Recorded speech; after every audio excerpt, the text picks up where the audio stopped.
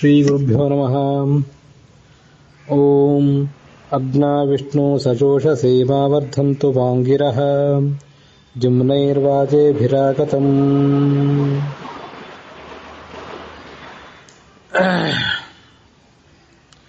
ಶಂಚ ಮೇ ಮಯಶ್ಚ ಮೇ ಪ್ರಿಯಶ್ಚ ಮೇ ನು ಕಾಮಶ್ಚ ಮೇ ಕಾಮಶ್ಚ ಮೇ ಸೌಮನಸಶ್ಚ ಮೇ ಭದ್ರಂಚ ಮೇ. ಈ ಯಜುರ್ವೇದದ ತೈತ್ರೀಯ ಯಜುರ್ವೇದದ ರುದ್ರಾಧ್ಯಾಯ ಅಂತ ಏನು ಕರೆಸ್ಕೊಂಡಿದೆ ನಮಕ, ಅದಕ್ಕೆ ನಮಕ ಅಂತ ಯಾಕೆ ಹೇಳ್ತಾರೆ ಅಂದ್ರೆ ನಮಸ್ತೆ ರುದ್ರಮನ್ಯವ, ಮೇಲಿಂದ ಮೇಲೆ ನಮಃ ನಮಃ ಅಂತ ಆವೃತ್ತ ಆಗೋದ್ರಿಂದ ಅದನ್ನು ನಮಕ ಅಂತ ಹೇಳ್ತಾರೆ. ಅಲ್ಲೇ ಮುಂದೆ ಬರುವಂಥದ್ದು ಈ ಚಮಕ ಅಂತ ಅನ್ನೋದು. ನನಗೆ ಇದು ಬೇಕು ಅದು ಬೇಕು ಅಂತ ಆ ದೇವತೆಗಳನ್ನು ಕೇಳ್ಕೊಳ್ಳೋದು, ಅಗ್ನಿ ಮತ್ತು ವಿಷ್ಣುಗಳನ್ನು ಕೇಳ್ಕೊಳ್ಳೋದು. ಆ ನಮಕದಲ್ಲಿ ಈಗಾಗಲೇ ಗೊತ್ತಿರುವಂತೆ ರುದ್ರನ ಪ್ರಾರ್ಥನಾ ಇದೆ. ರುದ್ರ ಮುಖ್ಯ ಪ್ರಾಣ ಮತ್ತೆ ವಿಷ್ಣುವಿನ ಪ್ರಾರ್ಥನಾ ಇದೆ. ಈ ಚಮಕದಲ್ಲಿ ರುದ್ರನ ಪ್ರಾರ್ಥನೆ ಕಂಡು ಬರೋದಿಲ್ಲ. ಅಗ್ನಿ ಮತ್ತು ವಿಷ್ಣುಗಳ ಪ್ರಾರ್ಥನೆಯೊಂದಿಗೆ ಅದು ಪ್ರಾರಂಭ ಆಗ್ತದೆ. ಅದನ್ನ ಈ ಹಿಂದೆ ನೋಡಿದ್ದೀವಿ. ಅದರ ಎರಡನೇ ಭಾಗ ಇದು. ಈ ಹಿಂದೆ 1 ಮತ್ತು 2ನೇ ಅನುವಾಕವನ್ನ ಅದಕ್ಕೆ ಸಂಬಂಧಪಟ್ಟಂತೆ ನೋಡಿ ಮುಗಿಸಿದ್ದೇವೆ. ಈ ಯಜುರ್ವೇದದ ಸ್ವರ ಪ್ರಸ್ತಾರ ಏನಿದೆ ತುಂಬಾ ಅದ್ಭುತವಾದದ್ದು. ಈ ಮಹಾಭಾರತ ಪ್ರವಚನ ಮಾಡುವಾಗ ಅಥವಾ ಬೇರೆ ಯಾವುದೇ ಪ್ರವಚನ ಮಾಡುವಾಗ ಶ್ಲೋಕಗಳನ್ನು ಹೇಗೆ ಹೇಳ್ತೀರಿ, ಹಾಗೆ ಈ ಯಜುರ್ವೇದ ಸಂಬಂಧಪಟ್ಟಂತ ನಮಕ ಚಮಕಗಳ ಪ್ರವಚನದಲ್ಲಿಯೂ ಕೂಡ ಆ ಮಂತ್ರಗಳನ್ನು ಸ್ವರ ಸಮೇತವಾಗಿ ಹೇಳ್ರಿ ಅಂತ ಒಬ್ರು ಕೇಳಿದ್ರು. ವಸ್ತುತಃ ಬೇರೆ ಮಂತ್ರಗಳಿಗಿಂತ ಈ ನಮಕ ಚಮಕಗಳ ಸ್ವರಗಳನ್ನು ಹೇಳೋದು ಬಹಳ ಕಷ್ಟ. ಎಷ್ಟೇ ರೂಢಿ ಇದ್ರೂ ಕೂಡ ಅದು ಕಷ್ಟವೇ. ಅದರಲ್ಲಂತೂ ನಾವು ಕೇವಲ ಅದರ ಅರ್ಥವನ್ನು ತಿಳ್ಕೊಳ್ಳಿಕ್ಕೆ ಪ್ರಯತ್ನ ಪಡುವಂಥವ್ರು ನಮ್ಮಂಥವ್ರು. ಅದನ್ನ ಪೂರ್ಣವಾಗಿ ಸ್ವರ ಸಮೇತವಾಗಿ ಅತ್ಯಂತ ಸುಸಂಬದ್ಧವಾಗಿ ಅನ್ನೋದೊಂದು ಕಷ್ಟವೇ. ಆದ್ರಿಂದ ಆ ಎಲ್ಲ ಮಂತ್ರಗಳನ್ನ ಸುಸಂಗತವಾಗಿ ಅನ್ನಲಿಕ್ಕೆ ಕಷ್ಟವೇ. ಅದರಲ್ಲೂ ಸ್ವಲ್ಪ ಗಂಟ್ಲು ನೋವು ಇಂಥದ್ದು ಸಣ್ಣ ಪುಟ್ಟ ಕಿರಿಕಿರಿ ಇದ್ದಾಗಂತೂ ಮತ್ತೂ ಕಷ್ಟನೇ. ಯಾಕೆಂದ್ರೆ ನಿಮ್ಗೆ ಗೊತ್ತಿರುವಂತೆ ಉಳಿದೆಲ್ಲ ಕಡೆ ನಮಸ್ತೆ ರುದ್ರ ಮನ್ಯವ ಭೂತೋ ತೈಷವೇ ನಮಃ, ನಮಸ್ತೆ ಅಸ್ತು ಧನ್ವನೆ ಬಾಹುಭ್ಯಾ ಮುತತೇ ನಮಃ, ಇಷ್ಟಕ್ಕೆ ಮುಗಿದು ಹೋಗ್ತದೆ. ಒಂದೇ ಮಂತ್ರ ಇದು. ಇದು ನಮಕದ ಮೊದಲನೇ ಅನುವಾಕದ ಮೊದಲನೇ ಮಂತ್ರ. ಆದ್ರೆ ಈ ಚಮಕದಲ್ಲೆಲ್ಲ ಶಂಚ ಮೇ ಮಯಶ್ಚ ಮೇ ಪ್ರಿಯಂಚ ಮೇನು ಕಾಮಶ್ಚ ಮೇ ಕಾಮಶ್ಚ ಮೇ ಸೋಮನಸಶ್ಚ ಮೇ ಅಂತ ಹೀಗೆ ಪ್ರಾರಂಭ ಆಗಿ ಅದು ತುಂಬಾ ದೀರ್ಘವಾಗಿದೆ. ಈ ದೀರ್ಘವಾದನ್ನ ಸ್ವರ ಹಿಡಿದು ಹೇಳೋದು ಬಹಳ ಕಷ್ಟನೇ. ಮತ್ತೆ ಎಲ್ಲಾದ್ರೂ ಒಂದ್ ಕಡೆ ಸ್ವರ ತಪ್ಪಿ ಬಿಡ್ತದೆ. ತುಂಬಾ ಪ್ರಯತ್ನ ಪಡ್ತೇನೆ ನಾನು ಕೂಡ. ಆದ್ರಿಂದ ತಪ್ಪಾಗಿ ಸ್ವರ ಸಮೇತವಾಗಿ ಹೇಳಲಿಕ್ಕೆ ಪ್ರಯತ್ನ ಪಟ್ಟು ತಪ್ಪಾಗಬಾರ್ದು. ಧ್ವನಿ ಮುದ್ರಣ ಕೇಳಿ ಯಾರು ನೋಡಿ ನಗುವಂತಾಗಬಾರ್ದು. ಅರ್ಥವನ್ನಂತೂ ಹೇಳಲಿಕ್ಕೆ ಪ್ರಯತ್ನ ಪಡ್ತೇನೆ ಅಷ್ಟೇ, ತಿಳಿದ ಮಟ್ಟಿಗೆ.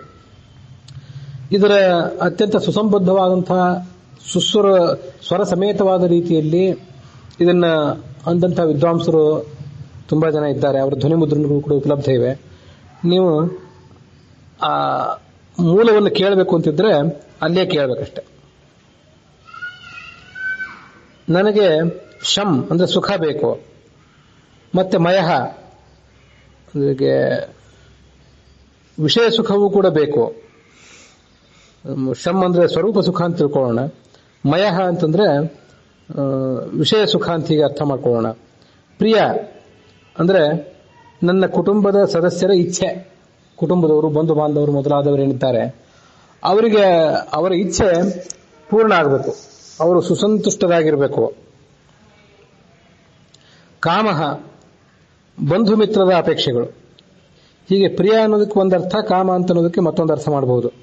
ಅನುಕಾಮ ಅಂತ ಮತ್ತೊಂದು ಶಬ್ದ ಇದೆ ಅಲ್ಲೇ ಮುಂದೆ. ಪ್ರಿಯಂಚಮೇನು ಕಾಮಶ್ಚಮೇ ಅಂತಿದೆ. ಅನುಕಾಮ ಅಂತಂದ್ರೆ ಕುಟುಂಬದವರು ಮತ್ತು ಬಂಧು ಮಿತ್ರರ ಇಚ್ಛೆಯನ್ನು ಹೊಂದಿಕೊಂಡಿರುವಂತಹ ನನ್ನ ಮನಸ್ಸಿನ ಸಂತೋಷ. ಅವರಿಬ್ಬರು ಸಂತೋಷವಾಗಿದ್ರೆ ಮಾತ್ರ ನಾನು ಕೂಡ ಸಂತೋಷವಾಗಿರ್ಲಿಕ್ಕೆ ಸಾಧ್ಯ. ಸೌಮನಸಃ ಅಂತಿದೆ. ಸೌಮನಸಶ್ಚಮೆ ಅಂತಂದ್ರೆ ನನ್ನ ಬಗ್ಗೆ ಸಂತುಷ್ಟರಾದಂತಹ ದೇವತೆಗಳು ನನ್ನ ಪಾಲಿಗೆ ಯಾವತ್ತೂ ಅನುಗ್ರಾಹಕರಾಗಿರಲಿ. ಸುಮನಸಃ ಅಂತ ಶಬ್ದ ಈಗಾಗಲೇ ನಿಮ್ಗೆ ಗೊತ್ತಿದ್ದೇ ಇದೆ. ಅದರಂತೆ ಇದೊಂದು ಸೌಮನಸಃ ಅಂತ ಮತ್ತೊಂದು ಶಬ್ದ. ಸುಮನಸಃ ಶೋಭನಂ ಮನಃ ಯೇಷಾಂತೆ ಸುಮನಸಃ, ಅತ್ಯಂತ ಸುಂದರವಾದಂತಹ ಮನಸ್ಸಿದ್ದವರು, ಅದು ದೇವತೆಗಳಿಗೆ ಹೊಂದುವಂಥ ಶಬ್ದ. ಸೌಮನಸಃ ಅಂತನೂ ಕೂಡ ಅವರಿಗೆ ಹೇಳ್ಬೋದು. ಯಾಕೆಂದ್ರೆ ಸುಮನಸ್ಸು ಅನ್ನೋ ಶಬ್ದದ ಮೇಲೆ ಮತ್ತೊಂದು ಬಾರಿ ಸ್ವಾರ್ಥೆ ಅಣು ಮೊದಲಾದ ಪ್ರತ್ಯಯಗಳು ಬಂದು ಆದಿ ವೃದ್ಧಿ ಬಂದು ಸೌಮನಸಃ ಅಂತ ರೂಪ ಆಗ್ತದೆ. ಭದ್ರಂ ಚಮೆ, ಭದ್ರ ಅಂದ್ರೆ ಪರಲೋಕದ ಕಲ್ಯಾಣ, ಶ್ರೇಯ ಅಂದ್ರೆ ಇಹಲೋಕದ ಕಲ್ಯಾಣ. ವಸ್ಯ, ವಸ್ಯಶ್ಚಮೆ ಅಂತಿದೆ, ವಾಸಕ್ಕೆ ಯೋಗ್ಯವಾದಂತಹ ಲೋಕ, ಮನೆ ಮೊದಲಾದದ್ದು ನನಗಿರ್ಲಿ. ಯಶಃ ಅಂತಂದ್ರೆ ಎಲ್ಲ ಕಡೆ ಹರಡಿರುವಂತ ಯಶಸ್ಸು.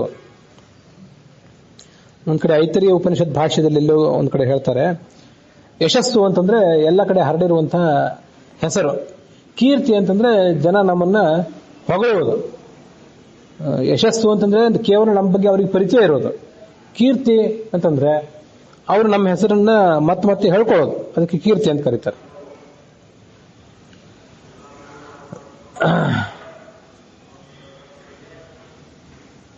ಒಂದು ಭಗಃ, ಭಗಶ್ಚಮೆ ಅಂತಿದೆ. ಭಗ ಅಂತಂದ್ರೆ ಭಗವಂತನ 6 ಗುಣಗಳು, ಆ ಗುಣಗಳ ಜ್ಞಾನ. ಗುಣಗಳು ನನಗೆ ಬೇಕು ಅಂದ್ರೆ ಏನರ್ಥ? ಆ ಗುಣಗಳ ಜ್ಞಾನ ನನಗೆ ಬೇಕು ಅಂತ ಅರ್ಥ. ದ್ರವಿಣಂ ಚಮೆ ಅಂತಿದೆ. ದ್ರವಿಣ ಅಂತಂದ್ರೆ ಆ ಭಗವಂತನ ಜ್ಞಾನವನ್ನು ಪಡ್ಕೊಂಡಿದ್ದರಿಂದ ನನಗೊಂದು ಸಂಪತ್ತು, ಅಪರೋಕ್ಷ ಜ್ಞಾನ ಮೊದಲಾದ ಸಂಪತ್ತೇನಿದೆ ಆ ಸಂಪತ್ತು ನನಗೆ ಬರಬೇಕು. ವಸ್ತುತಃ ದ್ರವಿಣ ಅಂದ್ರೆ ಕೇವಲ ಸಂಪತ್ತು. ಅದನ್ನು ಈ ಸಂದರ್ಭಕ್ಕೆ ತಕ್ಕಂತೆ ಮತ್ತೊಂದು ಜ್ಞಾನ ಸಂಪತ್ತು ಅಂತ ತಿಳ್ಕೊಳ್ಬೇಕಷ್ಟೇ. ಪರೋಕ್ಷ ಜ್ಞಾನದಿಂದ ಉಂಟಾದಂತಹ ಅಪರೋಕ್ಷ ಜ್ಞಾನ ಎಂಬ ಸಂಪತ್ತು. ಎಂತ ಅಂದ್ರೆ ಸಾರಥಿ ಅಂತ ಅರ್ಥ. ರಥ ಮೊದಲಾದವುಗಳನ್ನು ಹಿಡಿತದಲ್ಲಿ ಇಟ್ಕೊಳ್ಳುವಂತ ಸಾರಥಿ. ಹಾಗೆ ನನಗೆ ಸಾರಥಿ ಯಾರು ಅಂತಂದ್ರೆ ನನ್ನನ್ನು ಸನ್ಮಾರ್ಗದಲ್ಲಿ ಇಡುವಂತಹ ಗುರು, ಅವನು ನನಗೆ ಬೇಕು. ನಿಮ್ಮ ಅನುಗ್ರಹದಿಂದ ನನಗಿರ್ಲಿ. ಧರ್ತ, ನನ್ನನ್ನ ಧಾರಣೆ ಮಾಡುವಂತ ವ್ಯಕ್ತಿ, ಅವನು ಕೂಡ ನನಗಿರ್ಲಿ. ಧಾರಣೆ ಪೋಷಣೆ ಮಾಡುವಂತ ವ್ಯಕ್ತಿ. ಕ್ಷೇಮ,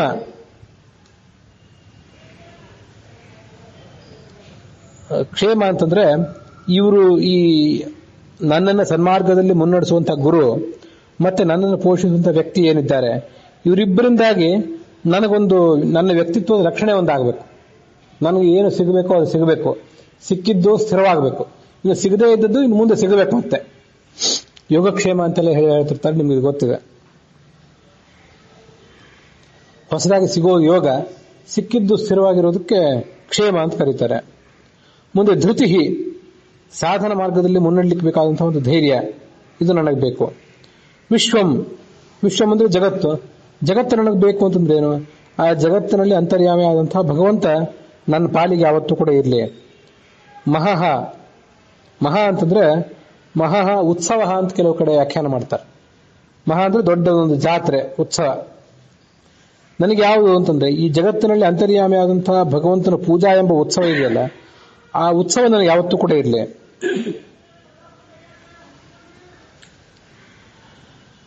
ಸಂವಿತ್ ಅಂತಂದ್ರೆ ಒಂದು ಜ್ಞಾನ ಲಾಭ. ಅಂಥ ಒಂದು ಪೂಜಾ ಮಾಡಿದ್ರಿಂದ, ಭಗವಂತನ ಪೂಜಾ ಸಂಭ್ರಮದಲ್ಲಿ ಪಾಲ್ಗೊಂಡದ್ರಿಂದ ಉಂಟಾಗಬೇಕಾದಂತಹ ಜ್ಞಾನ ಏನಿದೆ, ಆ ಜ್ಞಾನಕ್ಕೆ ಸಂವಿತ್ ಅಂತ ಹೇಳ್ತಾರೆ. ಆ ಸಂವಿತ್ ನಮಗೆ ಸಿಗಬೇಕಾಗಿದೆ ಈಗ. ಜ್ಞಾತ್ರಂ, ನಮಗೆ ಜ್ಞಾನ ಅಂತ ಗೊತ್ತಿದೆ, ಜ್ಞಾನದ ಸಾಧನಕ್ಕೆ ಜ್ಞಾತ್ರ ಅಂತ ಕರೀತಾರೆ. ತ್ರ ಅಂತ ಅನ್ನೋದು ಸಾಧನ ಅನ್ನೋ ಅರ್ಥದಲ್ಲಿ ಬಂದಂತ ಪ್ರತ್ಯಯ. ಜ್ಞಾನ ಸಾಧನವಾದಂತಹ ಎಲ್ಲ ಶಾಸ್ತ್ರಗಳು ನನಗೆ ಸುಲಭವಾಗಿ ಅಧ್ಯಯನಕ್ಕೆ ದೊರೆಯುವಂತಾಗಬೇಕು. ಸೂಶ್ಚಮೆ ಪ್ರಸೂಶ್ಚಮೆ. ಪ್ರಸೂಹು ಅಂತಂದ್ರೆ ತಾಯಿ, ಸೂಹು ಅಂತಂದ್ರೆ ತಂದೆ. ತಂದೆ ತಾಯಂದ್ರಿಬ್ಬರು ಕೂಡ ನನಗೆ ಯಾವತ್ತೂ ಕೂಡ ಅನುಕೂಲರಾಗಿರ್ಲಿ. ಸೀರಂ, ಸೀರ ಅಂತಂದ್ರೆ ನೇಗಿಲು, ಇದೆಲ್ಲರಿಗೂ ಗೊತ್ತಿದೆ. ಸೀರಧ್ವಜ ಅಂತ ಜನಕರಾಜನನ್ನು ಹೇಳ್ತಿದ್ರು. ಹಾಗಾದ್ರೆ ನನಗೆ ನೇಗಿಲು ಬೇಕು ಅಂದ್ರೆ ಏನರ್ಥ?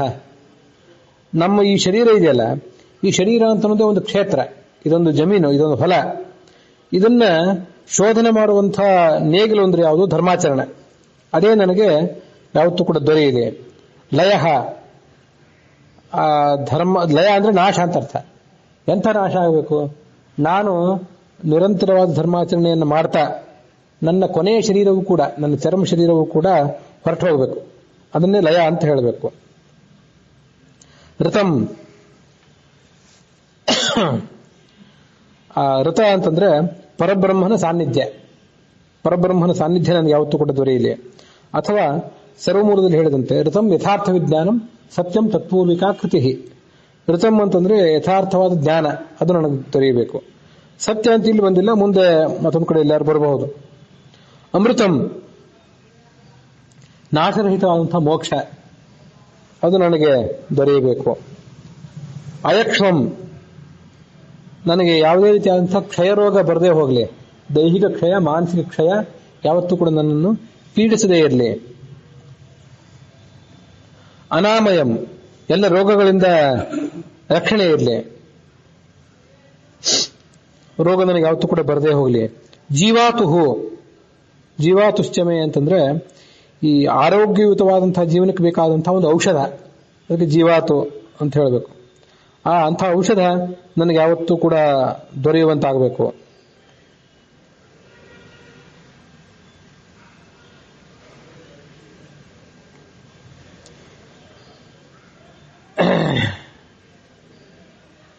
ದೀರ್ಘಾಯುಕ್ತಂ, ಸುದೀರ್ಘವಾದಂತಹ ಜೀವನ.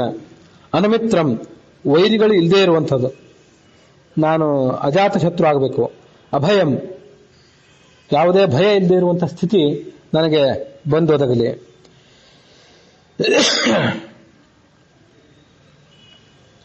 ಮತ್ತೆ ಸುಗಮ್, ಆ ಭಗವಂತನನ್ನು ತಲುಪುವಂತಹ ಒಂದು ದಾರಿ, ಅದು ನನ್ನನ್ನು ಕರ್ಕೊಂಡು ಹೋಗಲಿ.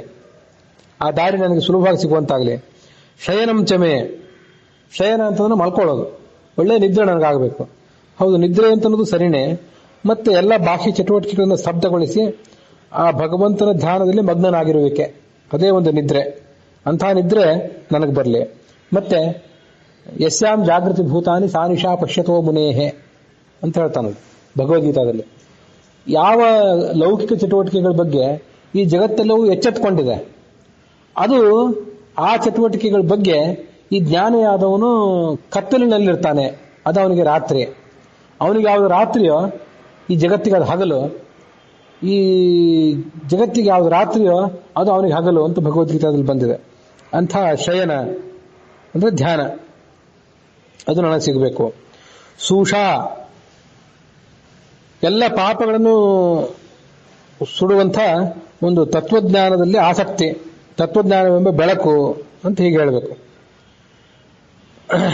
ಈ ಎಲ್ಲ ಪಾಪಗಳನ್ನು ಸುಡುವುದು ಅಂತ ಹೀಗೆ ಯಾಕೆ ವ್ಯಾಖ್ಯಾನ ಮಾಡಿದ್ರು ಅಂತಂದ್ರೆ, ಅಲ್ಲಿ ಉಷ ಅಂತಿದೆ, ಉಷ ದಾಹೆ ಅಂತ ಧಾತು. ಅದು ಉಷ ದಾಹೆ ಅಂತ ಧಾತು ಇರೋದ್ರಿಂದ ಎಲ್ಲ ಪಾಪಗಳನ್ನು ಸುಡುವಂಥದ್ದು ಅಂತ ಈಗ ಅರ್ಥವನ್ನ ಸ್ವೀಕಾರ ಮಾಡಬೇಕು ಅಂತ ಕಾಣಿಸ್ತದೆ ನನಗೆ. ಇಲ್ಲಿ ಸೂಷಾಚಮೆ ಅಂತಿದೆಯಲ್ಲ, ಇದನ್ನೊಂದು ಸಂಸ್ಕೃತ ವ್ಯಾಕರಣವನ್ನು ಅಭ್ಯಾಸ ಮಾಡುವವರು ಕೂಡ ಗಮನಿಸಬೇಕು. ನಮ್ಗೆಲ್ಲರಿಗೂ ಗೊತ್ತಿರುವಂತೆ ಉಷಾಹ ಉಷಸೌ ಉಷಸಃ ಅಂತ ಸಕಾರಾಂತವಾದ ಶಬ್ದ ಇದೆ. ಉಷಾಹ ಉಷಸೌ ಉಷಸಃ. ಇಲ್ಲಿ ನಾವು ನೋಡ್ತಾ ಇರೋ ಶಬ್ದ ಏನಿದೆಯಲ್ಲ, ಇದು ಉಷಾ ಉಷೆ ಉಷಾಹ ಅಂತ ಹೇಳಿ ಆಕಾರಾಂತವಾದ ಶಬ್ದ ಇದೆ. ಇದನ್ನ ಹೀಗೆ ಸಕಾರಾಂತವಾದ ಶಬ್ದ ಒಂದು ಬೇರೆ, ಆಕಾರಾಂತವಾದ ಶಬ್ದ ಒಂದು ಬೇರೆ ಇದೆ ಅಂತ ಅನ್ನೋದನ್ನ ಇದೇ ಈ ಸೂಷಾಚಮೆ ಸುದಿನಂಚಮೆ ಅನ್ನೋದನ್ನೇ, ಇದೇ ವಾಕ್ಯವನ್ನೇ ನಮ್ಮ ಗುರುಗಳು ಹಯೋಧನ ಪುರಾಣಿಕರು ತಾತ್ಪರ್ಯ ನಿರ್ಣಯದಲ್ಲಿ, ಮಹಾಭಾರತ ತಾತ್ಪರ್ಯ ನಿರ್ಣಯ ವ್ಯಾಖ್ಯಾನದಲ್ಲಿ ಒಂದು ಕಡೆ ಉಲ್ಲೇಖ ಮಾಡಿದ್ದಾರೆ. ಹಾಗಾಗಿ ಇದು ಆಕಾರಾಂತವಾದ ರಮ ಪೂಜಾ ಮೊದಲಾದ ಶಬ್ದಗಳಂತೆ ನಡೆಯುವಂಥ ಶಬ್ದ. ಮತ್ತೆ ಸುದಿನಂ, ಅತ್ಯಂತ ಶ್ರೇಷ್ಠವಾದ ದಿನ ನನಗಾಗಬೇಕು. ಈ ಸುದಿನ ಅಂದ್ರೆ ಏನು? ಯಾವತ್ತು ಭಗವಂತನ ನಾವು ನೆನಪು ಮಾಡ್ಕೊಳ್ಳೋದಿಲ್ವೋ ಅದೇ ದುರ್ದಿನ. ಅದನ್ನ ಒಂದ್ ಕಡೆ ಭಾಗವತದಲ್ಲಿ ಎಲ್ಲೂ ಹೇಳ್ತಾರೆ, ನನಗೆ ಆ ಶ್ಲೋಕ ಈಗ ನೆನಪಿಗೆ ಬರ್ತಿಲ್ಲ. ಸುದಿನ ಅಂತಂದ್ರೆ ಹಾಗಾಗಿ ಭಗವಂತನ ಹಿರಿಮೆಯನ್ನ ಕೊಂಡಾಡುವ ದಿನವೇ ಸುದಿನ. ಇಂದಿನ ದಿನವೇ ಸುದಿನ ಅಂತ ಹೇಳ್ತಾರಲ್ಲ, ಅದನ್ನೆಲ್ಲ ಅಂಥ ಸಂದರ್ಭದಲ್ಲಿ ಈ ಈ ಚಮಕದ ಈ ಮಾತು ನಮಗೆ ನೆನಪಾಗಬೇಕು. ಇದು ನಮಗೆ ನಿಮ್ಮಿಂದ ದೊರೆಯುವಂತಾಗಲಿ. ಭಗವದ್ಭ್ಯಾಂ ಕಲ್ಪತಾಂ. ಮುಂದೆ 4ನೇ ಅನುವಾಕ. ಊರ್ಚಮೆ ಸೂನೃತಾಚಮೆ ಪಯಶ್ಚಮೆ ರಸಶ್ಚಮೆ ಘೃತಂಚಮೆ ಮಧುಚಮೆ ಸದ್ಧಿಶ್ಚ ಮೇ ಸಪೀತಿಶ್ಚ ಮೇ ಕೃಷಿಶ್ಚ ಮೇ ವೃಷ್ಟಿಶ್ಚ ಮೇ ಅಂತ ಇರುವಂತ 4ನೇ ಅನುವಾಕ ಈಗ ನಾವು ನೋಡ್ಬೇಕಾದ್ದು. ಊರ್ಕ್ ಅಂದ್ರೆ ಆಹಾರ. ನನಗೆ ಹೊಟ್ಟೆ ತುಂಬಲಿಕ್ಕೆ ಆಹಾರವೂ ಕೂಡ ಬೇಕು. ಈ ತೈತ್ರಿಯ ಉಪನಿಷತ್ನಲ್ಲಿ ನಾವು ಹಿಂದೆ ಅದನ್ನು ನೋಡಿದ್ದೇವೆ. ಅನ್ನಪಾನೇಚ ಸರ್ವದಾ ತಥೋ ಮೇ ಶ್ರಿಯಮಾವಹ. ಚೆನ್ನಾಗಿ ಹೊಟ್ಟೆ ತುಂಬ ತಿಂದು ಕುಡಿದು ಇರ್ಲಿಕ್ಕೆ ಬೇಕಾದಂತಹ ಆಹಾರವನ್ನು ನನಗೆ ಕೊಡು. ಆ ಆಹಾರದ ಸಂಪತ್ತಿಯನ್ನು ತಗೊಂಡು ಲಕ್ಷ್ಮೀದೇವಿ ನನ್ನ ಕಡೆ ಬರಲಿ ಅಂತ ಕೇಳಿದ್ದಿದೆ. ಅದರಿಂದ ಆಹಾರ ಅಂದ್ರೆ ಅದು. ಅಥವಾ ಈ ಛಾಂದೋಗ್ಯ ಭಾಷೆ ಇರಬೇಕು, ಅಲ್ಲಿ ವರ್ಣನೆ ಮಾಡಿದ್ದೊಂದು ಶ್ಲೋಕ ಇದೆ. ಗುರೋರ್ ವಿದ್ಯಾ ಸ್ವೀಕೃತಿರ್ಯಾ ಸಾಹಾರ ಇತಿ ಸ್ಮೃತಃ. ಗುರುಗಳಿಂದ ಏನು ವಿದ್ಯೆಯನ್ನು ಸ್ವೀಕಾರ ಮಾಡ್ತೀವಲ್ಲ ಅದಕ್ಕೆ ಆಹಾರ ಸ್ವೀಕಾರ ಅಂತ ಹೆಸರು. ತಚ್ಛುದ್ಧವು ಜ್ಞಾನಶುದ್ಧಿ ಸ್ಯಾತ್. ಗುರುಗಳಿಂದ ನಾವು ಆಹಾರವನ್ನು ಸ್ವೀಕಾರ ಮಾಡೋದು ಶುದ್ಧವಾಗಿ ಇದ್ದರೆ, ಅಂದ್ರೆ ಶ್ರೇಷ್ಠನಾದ ಗುರುಗಳ ಮೂಲಕ ಆಹಾರವನ್ನು ಪಡ್ಕೊಂಡ್ರೆ ಅದರಿಂದ ಜ್ಞಾನಶುದ್ಧಿ ಸ್ಯಾತ್. ಶುದ್ಧವಾದ ಜ್ಞಾನ ಮನುಷ್ಯನಿಗೆ ಬರ್ಲಿಕ್ಕೆ ಸಾಧ್ಯ. ಜ್ಞಾನಶುದ್ಧವು ಸ್ಥಿರಾಸ್ಮೃತಿ. ಸ್ಥಿರವಾದ ಒಂದು ಸರಿಯಾದ ಜ್ಞಾನ ಬಂದ್ರೆ ಸ್ಥಿರವಾದ ಸ್ಮರಣೆ.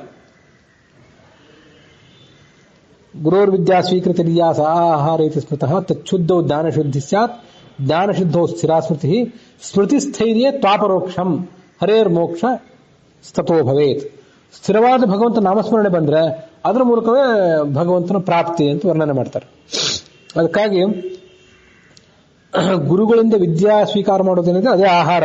ಉಪನಿಷತ್ತಿನ ಸಂದೇಶಕ್ಕನುಸಾರವಾಗಿ ಸೂನೃತ ಒಂದು ಒಳ್ಳೆ ಮಾತು. ಇದು ಮಹಾಭಾರತದಲ್ಲೇ ಬಂದಿದೆ. ಋಷಯೋ ರಾಕ್ಷಸೀಮಾಹು ವಾಚಂ ಉನ್ಮತ್ತ ದೃಪ್ತಯೋ. ಸೂನೃತ ಮಾತು ಒಳ್ಳೆ ಅತ್ಯಂತ ಸವಿಯಾದ ಮಾತು ಒಂದು ಯಾವುದು ಅಂತಂದ್ರೆ ಸಜ್ಜನರಾಡುವಂಥ ಮಾತು. ಉನ್ಮತ್ತರು ಮತ್ತು ಅಹಂಕಾರಿಗಳು ಆಡುವ ಮಾತೇನಿದೆ ಅದು ರಾಕ್ಷಸಿ ಮಾತು ಅಂತ ಕೂಡ ಅದನ್ನು ವರ್ಣನೆ ಮಾಡ್ತಾರೆ. ನಮಗೆ ಅಂಥದ್ದಾಗೋದು ಬೇಡ. ಅತ್ಯಂತ ಸೂನೃತವಾದ ಸವಿಯಾದ ಮಾತು, ಯಥಾರ್ಥವಾದ ಮಾತು ನಮ್ಮ ಬಾಯಿಂದ ಬರಲಿ. ನಮ್ಮ ಆ ವೇದ ಕಾಲದ ಋಷಿಗಳು ತಮ್ಮ ಸುತ್ತಮುತ್ತಲಿರುವಂತಹ ಪ್ರತಿಯೊಂದು ವಸ್ತುವಿನಲ್ಲಿಯೂ ಕೂಡ ಭಗವಂತನನ್ನು ಕಾಣ್ತಾ ಇದ್ರು. ಮುಂದೆ ಪಯಃ, ಹಾಲಿನಲ್ಲಿ ಭಗವಂತ ಇದ್ದಾನೆ, ಆ ಭಗವಂತನ ರೂಪ ನನಗೆ ಕಾಣಬೇಕು. ರಸಃ, ಸಿಹಿ ಕಹಿ ಮೊದಲಾದ ರಸಗಳಿವೆಯಲ್ಲ, ಅಲ್ಲೆಲ್ಲ ಭಗವಂತನನ್ನು ನಾವು ಕಾಣುವಂತಾಗಬೇಕು. ಈ ನಿಮ್ಮಲ್ಲಿ ಇದನ್ನೆಲ್ಲ ಶ್ರವಣ ಮಾಡುವವರಿಗೆ ಅನೇಕರಿಗೆ ಹಾಲಿನಲ್ಲಿ, ನೀರಿನಲ್ಲಿ, ಉಪ್ಪಿನಲ್ಲಿ, ತುಪ್ಪದಲ್ಲಿ ಯಾವ್ಯಾವ ಭಗವಂತನ ರೂಪಗಳಿವೆ ಅಂತ ಅನ್ನೋದು ಗೊತ್ತಿದೆ. ನನಗೆ ಈಗ ನೆನಪಾಗಿದ್ದರೆ ಅವನ್ನೆಲ್ಲ ಹೇಳ್ತಿದ್ದೆ. ಎಷ್ಟೋ ಸಂಗತಿಗಳು ನನಗೆ ನೆನಪಿಲ್ಲ. ಆದರೆ ಅದಕ್ಕೆ ನೀವೇನು ಹೆಚ್ಚು ಶ್ರಮ ಪಡಬೇಕಾಗಿಲ್ಲ. ನಿಮಗೆ ಆ ಸಾಹಿತ್ಯ ಸುಲಭವಾಗಿ ಲಬ್ಧ ಆಗ್ತದೆ.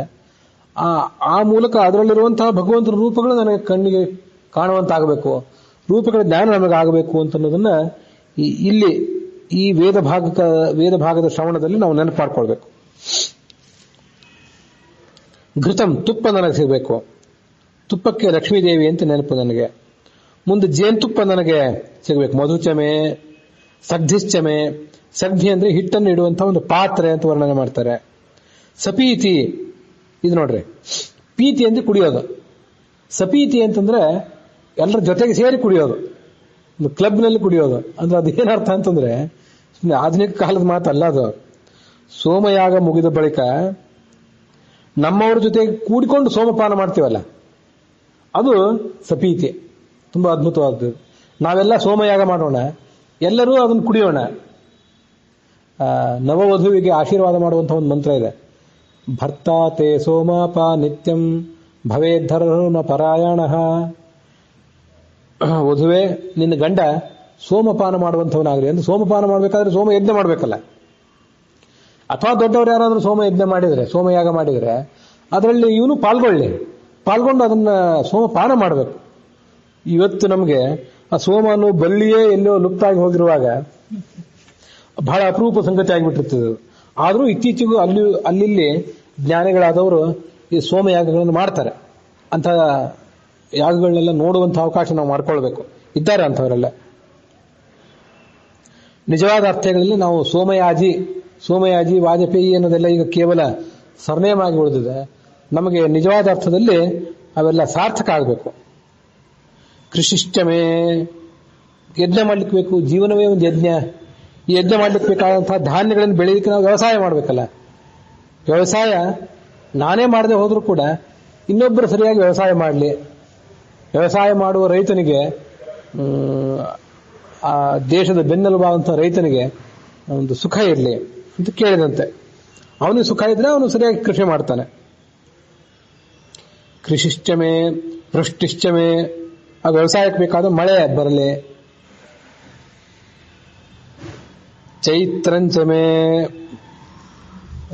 ಜೈತ್ರಂಚಮೆ ಅಂತಿದೆ. ಜೈತ್ರ ಅಂತಂದ್ರೆ ಆ ವ್ಯವಸಾಯ ಮಾಡಿ ಗೆಲ್ಲುವಂತ ಒಂದು ಛಲ, ಗೆಲುವು ನನಗೆ ಬೇಕು.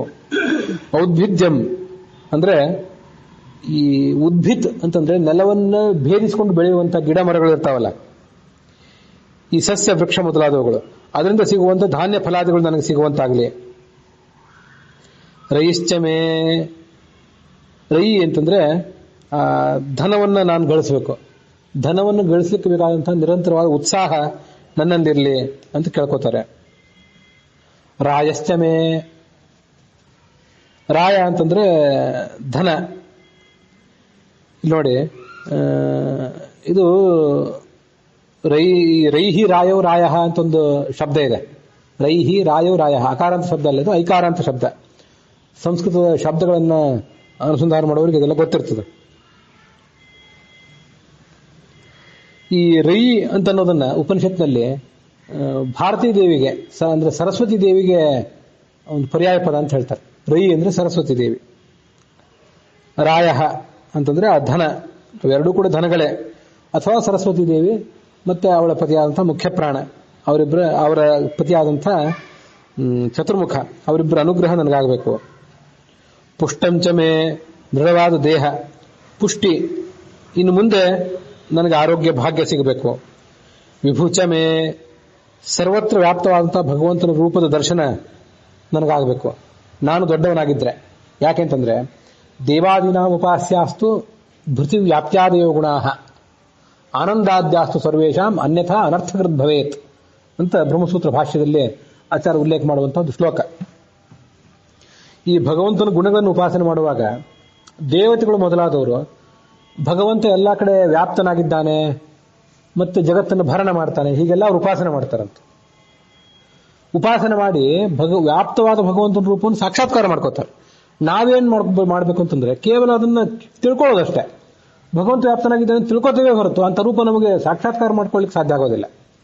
ಆನಂದಾದ್ಯಾಸ್ತು ಸರ್ವೇಷಾಂ, ಭಗವಂತ ಆನಂದಮಯನಾಗಿದ್ದಾನೆ, ದುಃಖರಹಿತನಾಗಿದ್ದಾನೆ, ಸತ್ ಚಿತ್ ಆನಂದ ಆತ್ಮ. ಸತ್ ಆನಂದ ಸ್ವರೂಪನಾಗಿದ್ದಾನೆ, ಜ್ಞಾನ ಸ್ವರೂಪನಾಗಿದ್ದಾನೆ, ಮತ್ತೆ ದೋಷ ರೂಪನಾಗಿದ್ದಾನೆ, ನಮಗೆ ನಿಯಾಮಕನಾಗಿದ್ದಾನೆ. ಇಷ್ಟನ್ನು ನಾವು ತಿಳ್ಕೊಳ್ಬೇಕು. ವಿಭು ಅಂತಂದ್ರೆ ನಾನು ಶ್ರೇಷ್ಠನಾಗಿದ್ರೆ, ಶ್ರೇಷ್ಠ ದೇವತೆ ವ್ಯಕ್ತಿತ್ವ ನನ್ನದಾಗಿದ್ರೆ, ವ್ಯಾಪ್ತವಾದ ಭಗವಂತನ ರೂಪ ನನಗೆ ದರ್ಶನ ಆಗಬೇಕು, ಸರ್ವಶಕ್ತನಾದ ಭಗವಂತನ ರೂಪ ನನಗಾಗಬೇಕು. ಇದು ನೋಡಿ, ಭೃತಿ ವ್ಯಾಪ್ತ್ಯಾದಯೋ ಗುಣ ಅಂತ ಅಲ್ಲಿ ಬಂದಿರೋದು. ವ್ಯಾಪ್ತಿ ಎಂಬ ಗುಣವನ್ನು ಶಬ್ದವನ್ನು ಹೇಳೋದು ವಿಭು ಅನ್ನೋ ಶಬ್ದ. ಭೃತಿ ಅಂದ್ರೆ ಜಗತ್ತನ್ನ ಭರಣ ಮಾಡಿರುವ ಭಗವಂತನ ಗುಣವನ್ನು ಹೇಳುವ ಶಬ್ದ ಪ್ರಭು ಅಂತ ಹೇಳಿ. ಭೂಯಶ್ಚಮೆ, ಅಜ್ಞಾನದ ಹೆಚ್ಚಳ ನನಗಾಗಬೇಕು. ಮತ್ತೆ ಪೂರ್ಣಂ, ನನ್ನ ವ್ಯಕ್ತಿತ್ವ ಜ್ಞಾನದ ಪೂರ್ಣ ವ್ಯಕ್ತಿತ್ವ ನನಗಾಗಬೇಕು. ಪೂರ್ಣತರಂ, ಸಂಪೂರ್ಣನಾದ ಭಗವಂತನ ಸಾನ್ನಿಧ್ಯ ನನಗೆ ಸಿಗಬೇಕು. ಇಲ್ಲೆಲ್ಲ ನಾನು ಈಗಾಗಲೇ ಹೇಳಿದಂತೆ ಇದಕ್ಕೆ ಸತ್ಯಧರ್ಮ ಸ್ವಾಮಿಗಳ ವ್ಯಾಖ್ಯಾನವೇ, ಅದನ್ನು ಸ್ವಲ್ಪ ಗಮನಿಸಿದ್ದೀನಿ. ಮತ್ತು ನನಗೆ ಅಲ್ಲಿ ಏನೊಂದು ಅರ್ಥ ಹೇಳಬೇಕು ಅಂತ ಕಾಣಿಸಿದೆ, ಅದನ್ನು ಅರ್ಥ ಹೇಳಿದೆ. ಇಷ್ಟೆಲ್ಲ ಅರ್ಥವನ್ನು ಹೇಳಿದ್ರು ಕೂಡ ವೇದದ ಆಳ ಎಷ್ಟು ಅಂತಂದ್ರೆ ಪೂರ್ಣ ಸಮಾಧಾನ ಆಗಿಲ್ಲ ಈ ಅರ್ಥವನ್ನು ಹೇಳಿದ್ರಿಂದೇನು. ಇನ್ನೂ ಉತ್ತಮವಾದ ಅರ್ಥವನ್ನು ಇದಕ್ಕೆ ಹೇಳ್ಬಹುದಿತ್ತೇನೋ ಅನಿಸಿದ್ದೇನೆ ನನಗೆ. ಆದರೂ ನನಗೆ ಈ ಸದ್ಯದಲ್ಲಿ ಏನು ಹೇಳಲಿಕ್ಕೆ ಸಾಧ್ಯ ಆಗಿದೆ ಅದನ್ನ ತಮ್ಮೆದುರಿಗೆ ಹೇಳಿದ್ದೇನೆ. ಮುಂದೆ ಹೆಚ್ಚಿನ ಅರ್ಥವನ್ನು ಇನ್ನು ಮುಂದೆ ಮತ್ತು ಸುಂದರವಾದ ಅರ್ಥ ತಿಳಿದ್ರೆ ಅದನ್ನ ಹೇಳಲಿಕ್ಕೆ ಪ್ರಯತ್ನ ಪಡ್ತೇನೆ. ಕ್ಷಿತಿ, ಇದು ನೋಡ್ರಿ ಮುಂದಿಂದು ಇದೆಲ್ಲ ಈ ಕೃಷಿಗೆ ಸಂಬಂಧಪಟ್ಟದ್ದಿದೆ. ಕೃಷಿ ಮತ್ತು ವಾಸಕ್ಕೆ ಯೋಗ್ಯವಾದ ಭೂಮಿ ನನಗೆ ಸಿಗಲಿ. ಕ್ಷಿತಿ ಅಂದ್ರೆ ಭೂಮಿ.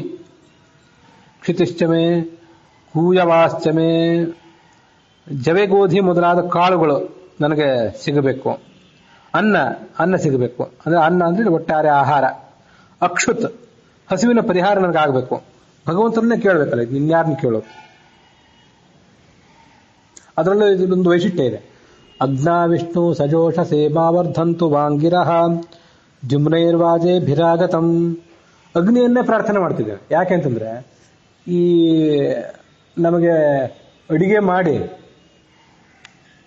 ಮಾಡ್ಲಿಕ್ಕೆ ಅಗ್ನಿ ಬೇಕು, ಮಾಡಿದ ಅಡಿಗೆಯನ್ನ ಹೋಮ ಮಾಡ್ಲಿಕ್ಕೆ ಮತ್ತೆ ಅಗ್ನಿ ಬೇಕು, ಆಮೇಲೆ ಅದನ್ನು ತಿಂದು ಜೀರ್ಣ ಮಾಡಿಸ್ಕೊಳ್ಳಿಕ್ಕೆ ಮತ್ತೆ ಅಗ್ನಿ ಬೇಕು, ವೈಶ್ವಾನರ ಎಂಬ ಅಗ್ನಿ ಬೇಕು. ಆದ್ರಿಂದ ನನಗೆ ಹಸಿವಿನ ಪರಿಹಾರ ಆಗಲಿ, ಚೆನ್ನಾಗಿ ತಿನ್ಲಿಕ್ಕೆ ಅನ್ನ ಸಿಗಲಿ ಅಂತ ಆ ಭಗವಂತನನ್ನೇ ಕೇಳಬೇಕಷ್ಟೆ. ಒಂದ್ ಕಡೆ ಎಲ್ಲೋ ಸುಭಾಷಿತದಲ್ಲಿ ಹೇಳ್ತಾರೆ, ಭೋಜ್ಯಂ ಭೋಜನ ಶಕ್ತಿಶ್ಚ ಅರ್ಥಶಕ್ತಿರು ವರಾಂಗನ ದಾನಂ ವಿಭವ ಶಕ್ತಿಶ್ಚ ನಾಲ್ಪಸ್ಯ ತಪಸಃ ಫಲಂ ಅಂತ. ಭೋಜ್ಯಂ ಭೋಜನ ಶಕ್ತಿಶ್ಚ, ಚೆನ್ನಾಗಿ ತಿಂದು ಅದನ್ನು ಅರಗಿಸ್ಕೊಳ್ಳುವಂತ ಶಕ್ತಿ ಅದು ಕೆಲವರಿಗೆ ಇರ್ತದೆ. ಆದ್ರೆ ತಿನ್ಲಿಕ್ಕೆ ಅನ್ನನೇ ಸಿಗ್ತಿರೋದಿಲ್ಲ, ಬಡವರಾಗಿಬಿಟ್ಟಿರ್ತಾರೆ. ಇನ್ ಕೆಲವರು ಶ್ರೀಮಂತರಿಗೆ ಬೇಕಾಷ್ಟು ತಿನ್ಲಿಕ್ಕೆ ಅನ್ನ ಇರ್ತದೆ, ಆದ್ರೆ ತಿಂದ್ರೆ ಜೀರ್ಣ ಆಗ್ತಿರೋದಿಲ್ಲ. ಇವು ಎರಡೂ ಇರಬೇಕಲ್ಲ, ಅದಕ್ಕೆ ಏನಿರಬೇಕು, ಏನು ಯಾವುದರ ಸಾಧನೆ ಅದು? ರತಿಶಕ್ತಿರ ವರಾಂಗನ ದಾನಂ ವಿಭವ ಶಕ್ತಿಶ್ಚ. ದಾನ, ಒಳ್ಳೆ ದಾನ ಮಾಡಬೇಕು ಅನ್ನೋ ಸ್ವಭಾವ ಕೆಲವರಿಗೆ ಇರ್ತದೆ, ತಾವೇ ಬಡವರಾಗಿರ್ತಾರೆ, ದಾನ ಮಾಡ್ಲಿಕ್ಕೆ ಆಗ್ತಿರೋದಿಲ್ಲ. ಇನ್ ಕೆಲವರಿಗೆ ಬೇಕಾಷ್ಟು ದುಡ್ಡು ಇರ್ತದೆ, ಆದ್ರೆ ದಾನ ಮಾಡುವ ಮನಸ್ಸಿರೋದಿಲ್ಲ. ಹೀಗೆ ದಾನ ಮಾಡುವ ಮನಸ್ಸೂ ಇರಬೇಕು, ಸಂಪತ್ತೂ ಇರಬೇಕು, ಹಾಗೆ ತಿನ್ಲಿಕ್ಕೆ ಬೇಕಾದಷ್ಟು ಅನ್ನವೂ ಇರಬೇಕು, ತಿಂದಿದ್ದನ್ನ ಜೀರ್ಣ ಆಗುವಂತ ಶಕ್ತಿಯನ್ನೂ ಪಡ್ಕೊಂಡಿರ್ಬೇಕು. ಹೀಗೆಲ್ಲ ಆಗ್ಬೇಕಾದ್ರೆ ಏನ್ ಮಾಡಬೇಕು ಅಂತಂದ್ರೆ, ನ ಅಲ್ಪಸ್ಯ ತಪಸಃ ಫಲಂ. ಇದೆಲ್ಲ ಸಣ್ಣ ತಪಸ್ಸಿನ ಫಲ ಅಲ್ಲ. ಇದು ಹಿಂದಿನ ಜನ್ಮದಲ್ಲಿ ಏನೋ ದೊಡ್ಡ ತಪಸ್ಸು ಮಾಡಿದ್ರೆ ಅದರಿಂದ ಇಷ್ಟೆಲ್ಲ ಸಿಗ್ತದಂತ ಮನುಷ್ಯನಿಗೆ, ಇಲ್ಲದ್ರೆ ಏನೂ ಸಿಗೋದಿಲ್ಲ.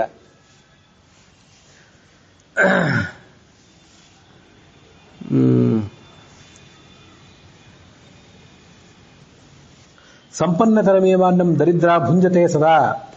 ದರಿದ್ರರು ಯಾವತ್ತೂ ಕೂಡ ಒಳ್ಳೆ ಊಟನೇ ಮಾಡ್ತಾರಂತೆ. ಯಾಕೆಂತಂದ್ರೆ ಅವ್ರಿಗೆ ಏನ್ ಹಾಕಿದ್ರು ಅದು ಒಳ್ಳೆ ಊಟ ಅಂತಾನೆ ಕಾಣಿಸ್ತಿರ್ತದೆ. ಆದ್ರೆ ಶ್ರೀಮಂತರಿಗೆ ಅಂತ ಹಸಿವೆ ಆಗೋದಿಲ್ಲ, ಆದ್ರಿಂದ ಆ ಅನ್ನದಲ್ಲಿ ಅವರಿಗೆ ರುಚಿಯೇ ಕಾಣಿಸೋದಿಲ್ಲ.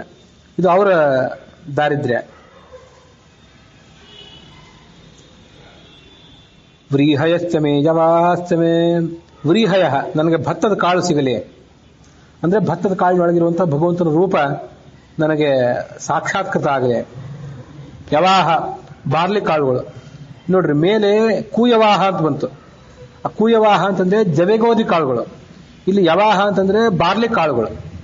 ಇದನ್ನೆಲ್ಲ ಸಾಕಷ್ಟು ಕೋಶಗಳನ್ನು ನೋಡಿ ಆ ಶಬ್ದಕ್ಕೆ ಬೇರೆ ಬೇರೆ ಅರ್ಥ ಅಂತ ಅನ್ನೋದನ್ನು ಗಮನಿಸಿ ಇಲ್ಲಿ ಬರೆದಿದ್ದೇನೆ. ನೀವಿದನ್ನು ನೋಡುವಾಗ ಇದು ಯಾವ್ದಾದ್ರು ಶಬ್ದಕ್ಕೆ ಇನ್ನೊಂದು ಬೇರೆ ಅರ್ಥ ಆಗಬೇಕಾಗಿತ್ತು, ಈ ಅರ್ಥ ಇನ್ನೂ ಉಚಿತವಾಗಿರ್ತದೆ ಅಂತ ನಿಮ್ಗೆ ಯಾವ್ದಾದ್ರು ಬೇರೆ ಕೋಶದಲ್ಲಿ ಕಾಣಿಸಿದ್ರೆ ಅದನ್ನ ದಯವಿಟ್ಟು ನನ್ನ ಗಮನಕ್ಕೆ ತರಬೇಕು. ವ್ರೀಹಯಶ್ಚಮೇ ಯವಾಶ್ಚಮೇ ಮಾಷಾಶ್ಚಮೇ. ಉದ್ದಿನ ಕಾಳು ನನಗೆ ಸಿಗಲಿ. ತಿಲಾಶ್ಚಮೇ, ಎಳ್ಳು ಕಾಳು ನನಗೆ ಸಿಗಲಿ. ಮತ್ತು ಮುದ್ಗಾಹ, ಹೆಸರು ಕಾಳು ನನಗೆ ಸಿಗಲಿ. ಖಲ್ವಾಹ, ಖಲ್ವ ಅಂದ್ರೆ ಮಡಕೆ ಕಾಳು. ಮಡಕೆ ಕಾಳು ಅಂತ ಒಂದು ಸಣ್ಣ ಕಾಳು ಬರ್ತದಲ್ಲ, ಅದಕ್ಕೆ ಮಡಕೆ ಕಾಳು ಅಂತಂತಾರೆ. ಗೋಧೂಮಾಶ್ಚಮೇ, ಇದು ಗೋಧಿ ಕಾಳು. ಹಿಂದೆ ಮೊದಲು ಬಂದದ್ದು ಜವೆಗೋಧಿ, ಇಲ್ಲಿ ಹೇಳ್ತಿರೋದು ಕೇವಲ ಗೋಧಿ. ಮಸುರಾಶ್ಚಮೇ, ಸೋನಾ ಮಸೂರಿ ಅಂತ ಒಂದು ಅಕ್ಕಿ ಇರ್ತದಲ್ಲ, ಅಕ್ಕಿ ಪ್ರಭೇದ, ಅದು ನನಗೆ ಸಿಗುವಂತಾಗಲಿ. ಪ್ರಿಯಂಗವಶ್ಚಮೇ, ಪ್ರಿಯಂಗವಹ ಅಂತಂದ್ರೆ ನವಣೆ ಕಾಳುಗಳು ನನಗೆ ಸಿಗುವಂತಾಗಲಿ. ಅಣವಹ, ಒಂದು ರೀತಿಯಾದಂಥ ಸಣ್ಣ ಪ್ರಮಾಣದ ಭತ್ತದ ಕಾಳು ಅಂತ ಇದನ್ನು ನನಗೆ ಕೋಶದಲ್ಲಿ ಕಾಣಿಸಿದ್ದು ಅಷ್ಟೇ. ಸಣ್ಣ ರೀತಿಯಾದಂತಹ ಭತ್ತದ ಒಂದು ಪ್ರಭೇದ. ಭತ್ತದಲ್ಲಿ 30-40 ಪ್ರಭೇದಗಳಿವೆ, ಅದೆಲ್ಲ ನಿಮಗೆ ಗೊತ್ತಿದೆ. ನಾನು ಹೇಳಿದ ಕಡಿಮೆ ಇರಬಹುದು, ಇನ್ನು ಹೆಚ್ಚೇ ಇದ್ದಿರಬಹುದು. ಶ್ಯಾಮಾಕಾಶ್ಚಮೆ, ಶ್ಯಾಮಾಕ ಅಂದ್ರೆ ಸಾವೆ ಅಕ್ಕಿ ಅಂತ ಕರೀತಾರಲ್ಲ, ಆ ಸಾವೆ ಅಕ್ಕಿ ಕಾಳು ನನಗೆ ಸಿಗಲಿ. ನಿವಾರಾಶ್ಚಮೆ, ಅದು ಒಂದು ರೀತಿಯಾದಂತಹ ಕಾಡು ಅಕ್ಕಿ, ಕಾಡಿನಲ್ಲಿ ಸಿಗುವಂತಹ ಅಕ್ಕಿ ಅಂತ ಅದನ್ನ ವರ್ಣನೆ ಮಾಡ್ತಾರೆ. ಬಿದಿರಕ್ಕಿ ಅಂತ ನೀವು ಹೇಳಿದಂಗೆ ಅದೇ ಇದ್ದಿರ್ಬೇಕು. ಕೆಲವರು ಈ ನಿವಾರ ಅಂತಂದ್ರೆ ನವಣಕ್ಕಿ ಅಂತ ಹೇಳೋರಿದ್ದಾರೆ. ನನಗೆ ಸಿಕ್ಕ ಕೋಶಗಳ ಪ್ರಕಾರ ಪ್ರಿಯಂಗು ಅಂದ್ರೆ ನವಣೆ, ಮತ್ತೆ ನಿವಾರ ಅಂತಂದ್ರೆ ಕಾಡಿನಲ್ಲಿ ಸಿಗುವಂತಹ ಒಂದು ರೀತಿಯಾದಂತಹ ಅಕ್ಕಿ. ಇವೆಲ್ಲ ಭವದ್ಭ್ಯಾಂ ಕಲ್ಪತಾಂ ಇವಿಬ್ರು ಅಗ್ನಿ ಮತ್ತು ವಿಷ್ಣುಗಳೇ, ನಿಮ್ಮ ಅನುಗ್ರಹದಿಂದ ಇವೆಲ್ಲವೂ ನನಗೆ ದೊರೆಯುವಂತಾಗಲಿ ಅಂತ. ಆ ಎಲ್ಲ ವಸ್ತುಗಳ ಸಂಪತ್ತು ನಮಗೆ ಸಿಗಬೇಕು, ಅದರೊಳಗಿರುವಂತಹ ಭಗವಂತನ ರೂಪವೂ ಕೂಡ ನನಗೆ ಸಾಕ್ಷಾತ್ಕೃತ ಆಗಬೇಕು, ಅಥವಾ ಅಲ್ಲಿದ್ದಾನೆ ಅನ್ನುವಂಥ ಎಚ್ಚರ ಆದರೂ ನನಗಿರಬೇಕು. ಇದು ನಾವು ಆ ದೇವತೆಗಳನ್ನು ಪ್ರಾರ್ಥನೆ ಮಾಡಿಕೊಂಡಂತಹ ರೀತಿ. ಅಲ್ಲಿಗೆ